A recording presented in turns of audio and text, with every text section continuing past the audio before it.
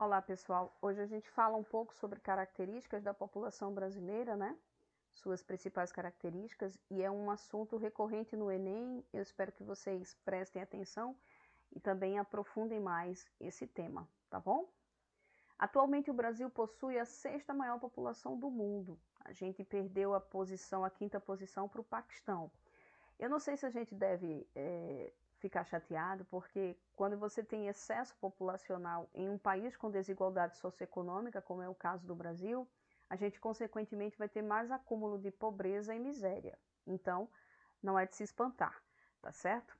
Conforme dados do IBGE, o país atingiu em 2020 mais de 212 milhões de habitantes, apresentando uma concentração populacional que é inferior a alguns países. Primeiro, a gente tem a China como o país mais populoso, 1,4 bilhões. Depois a gente vai ter a Índia, com 1,3, Estados Unidos, com pouco mais de 331 milhões de habitantes, a Indonésia, com mais de 273, e o Paquistão, com 220 milhões de habitantes. No caso do Brasil, a população brasileira é dividida em relação ao sexo, com 51% de homens 51% de mulheres e 49% de homens. As mulheres, também são maioria nas universidades. E isso é uma característica que está tomando conta do cenário demográfico mundial. As mulheres têm se destacado no cenário acadêmico, ela tem procurado mais o espaço no mercado de trabalho e, consequentemente, elas têm atingido postos melhores, tá? Em relação à expectativa de vida, as mulheres se cuidam mais da sua saúde, se preocupam mais com sua saúde, e por isso que hoje a população brasileira é composta por mais mulheres do que homens, o que a gente vê numa característica predominante ao redor do mundo, tá bom? Nos anos 50, a gente vai ter um desenvolvimento urbano no Brasil, com cada vez mais pessoas deixando as áreas rurais, né, para trabalharem nas cidades, sobretudo na região sudeste. E por que na região sudeste? Porque a região sudeste vai apresentar algumas características mais importantes de industrialização, tá? Os principais fatores foi a industrialização, né? Aí a gente também vai ter a construção de Brasília, que apesar de não estar na região sudeste, vai ser um atrativo para a região centro-oeste, para ser povoada, para essa região ser povoada, especialmente por nordestinos que vão sair, tá? E em direção ao centro-oeste para construir, né? Para trabalhar nessa nova região de produção socioeconômica no Brasil. Vai ser a capital Brasília, tá? Isso nos anos 60. Nas cidades existiam melhores condições de vida, como saúde, saneamento básico, e, consequentemente, temos um enfraquecimento da taxa de mortalidade. Isso é uma coisa boa, tá? Quando se investe em condição de vida, melhoria de condição de vida, automaticamente a taxa de mortalidade cai e a expectativa de vida sobe. As novas qualidades urbanas, né, e a revolução no campo da medicina geraram um alto crescimento vegetativo, ou seja, a diferença entre a taxa de natalidade e a de mortalidade da população teve um impacto e aí o crescimento foi gigantesco, tá bom? Historicamente, o povoamento do Brasil esteve ligado à expansão marítima europeia e ao tráfico de escravos africanos, que demandou essa expansão. Entretanto, com a proibição do tráfico negreiro em 1850, inicia-se a escassez de escravos para trabalharem na lavoura brasileira. E esse fato deu início a outros tipos de migração e imigração. Então, em 1930, teve início no Brasil um intenso processo de industrialização e urbanização, do qual a região sudeste foi a mais afetada, a mais impactada, por ter se envolvido precocemente, ou seja, pioneiramente, primeiramente nesse processo de industrialização. Por esse motivo, tornou-se a mais populosa do país e também a mais desenvolvida socioeconomicamente.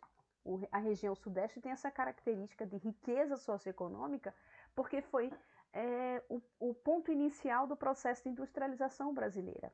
E a gente vai ver, quando for estudar a industrialização, que um dos fatores que possibilitou esse destaque da região sudeste foi a grana que eles acumularam com a produção do café.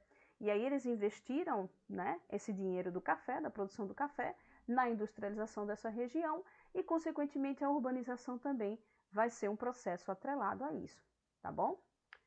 A taxa de crescimento demográfico do Brasil está em constante processo de declínio, ou seja, está caindo. Esse fato é consequência do planejamento familiar e principalmente da redução da taxa de fecundidade, o número de filhos gerados por cada mulher.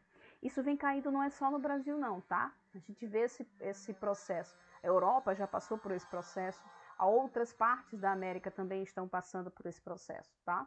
Isso faz parte do processo de transição demográfica. A gente tem uma aula só sobre isso, explicando melhor esse fator. Mas perceba, esse planejamento familiar possibilitou que a mulher fosse inserida no mercado de trabalho, mais atuante, e tivesse também mais tempo para estudar. E, consequentemente, a sua vontade, a sua maternidade, né, a sua vontade de ser mãe foi adiada ou não existe essa vontade e o número de filhos reduz bastante, tá? Porque a decisão de engravidar realmente está na mão da mulher e ela decide se ela quer ter filho ou não, tá? O que em gerações anteriores isso não era nem pensado, tá bom? A população brasileira está irregularmente distribuída no território, pois há regiões densamente povoadas e outras com baixa densidade demográfica. Isso é interessante, né? Até porque nosso país, ele tem uma extensão quase que continental, tá? Ela vai se estabelecer de forma concentrada na região sudeste, com mais de 80 milhões de habitantes. Depois vem o nordeste, com 53 milhões. O sul, que vai ter 27 milhões de habitantes.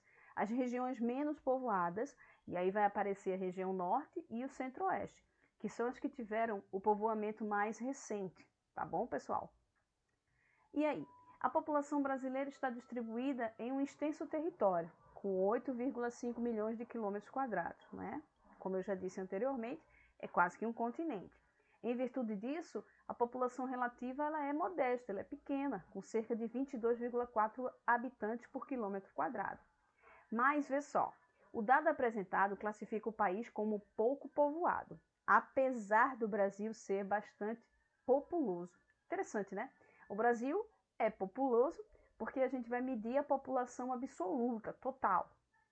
Mas ele é pouco povoado devido justamente à população relativa. E qual é a diferença básica? É que o dado da população relativa ele é obtido de acordo com o número da população total e dividido sobre a área total do país. E aí a gente vai ter um número pequeno em relação a países como Japão, China e etc. Mas se vocês analisarem, o Brasil tem uma extensão gigantesca, tá bom? E ele vai ser populoso em algumas regiões, como o Sudeste, né? Algumas áreas do Sul, algumas regiões do Nordeste, tá? Isso é bastante importante vocês ficarem de olho. A distribuição da população brasileira no território ela é irregular. E aí, em algumas áreas, ela vai ter uma população relativa, uma concentração populacional pequena, vai ser pouco povoado, mas ela vai ter, no geral, uma população relativa modesta em relação a outros países. Mas não deixa de ser um país populoso. É o sexto maior do mundo, tá bom? O Sudeste é a região mais populosa do país, por ter ingressado primeiramente no processo de industrialização, como a gente já viu, tá? E hoje é bastante desenvolvido. Isso foi um fator primordial para o seu crescimento econômico. O surgimento da indústria no Sudeste foi primordial para a urbanização também. E aqui eu quero lembrar vocês, a gente está estudando população, mas toda vez que eu estudo concentração populacional, eu tenho que olhar a qualidade de vida ofertada a essa população, a infraestrutura que essa população vai ter, tá? E no caso aqui, se a gente analisar, população, industrialização e urbanização são três grandes temas que caem no Enem, no seriado, que estão correlacionados.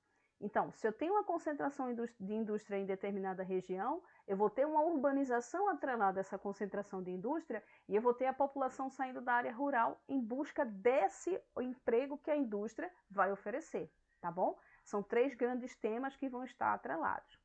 Já em relação à densidade demográfica, a região sul ocupa o segundo lugar. As causas dessa concentração devem-se principalmente pelo fato de a região ser composta por apenas 3 estados e pela riqueza contida neles, tá bom? O que vai trazer um grande índice de urbanização.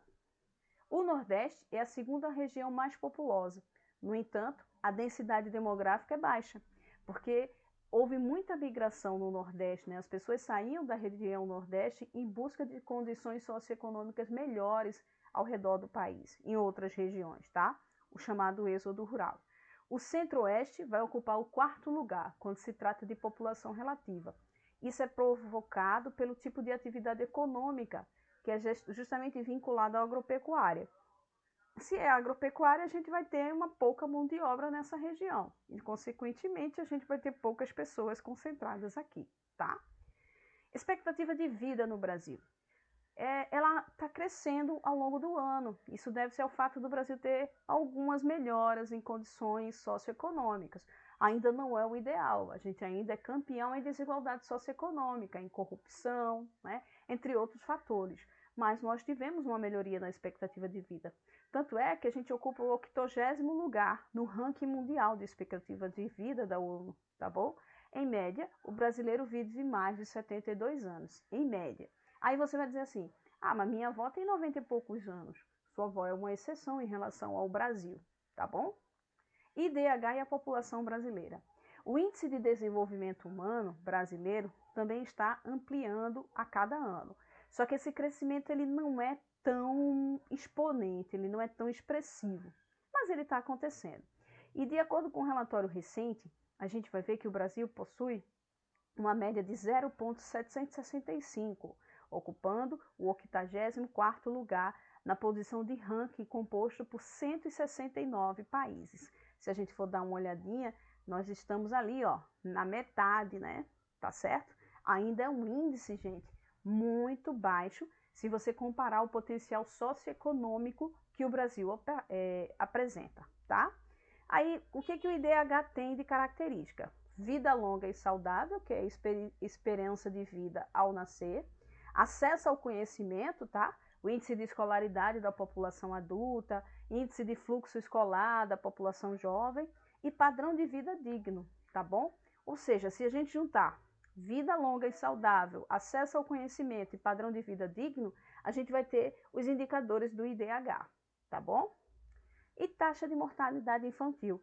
Em 1940, a taxa de mortalidade infantil era cerca de 146,6 óbitos para cada 1.000 nascidos vivos. Isso é uma taxa muito alta. Ela é característica de países subdesenvolvidos, aqueles países que se concentram na região subsaariana, por exemplo, da África. Já em 2019, né, e aí a gente vai ter quase 70 anos depois, né, mais de 70 anos depois, na verdade, a taxa foi de 11,9 por 1.000 habitantes. Caiu consideravelmente ao longo de quase 80 anos. E a taxa de mortalidade na infância, crianças de até 5 anos, caiu de 12,2 por 1.000 para 14 crianças por 1.000 nesse mesmo período, sendo que cerca de 85,6% das crianças que não chegam aos 5 anos falecem no primeiro ano de vida e 14,4% entre o primeiro e o 4 anos de idade. A gente ainda tem que melhorar muito essa taxa, tá? Se nós quisermos compará-la a países centrais desenvolvidos, como Alemanha, Canadá e etc. Mas nós melhoramos muito, tá? O Brasil deixou aquela zona de subdesenvolvimento, de pobreza, de miséria, mas ainda está engateando para se desenvolver. E isso a gente reflete nos dados que a gente está vendo de população, tá bom? No geral, pessoal, era isso que eu tinha para falar sobre população brasileira. Mas olha, fica a dica para vocês procurarem e aprofundarem bastante sobre DH brasileiro, industrialização brasileira, né, taxa de mortalidade, densidade demográfica, população relativa. São temas que o Enem cobra recorrentemente de vocês. E o vestibular seriado da UPE também. Então vale a pena dar uma pesquisada. Assistir outras aulas também disponíveis no YouTube, tem professores muito interessantes e vale a pena vocês aprofundarem esse conteúdo. Ok, pessoal? Até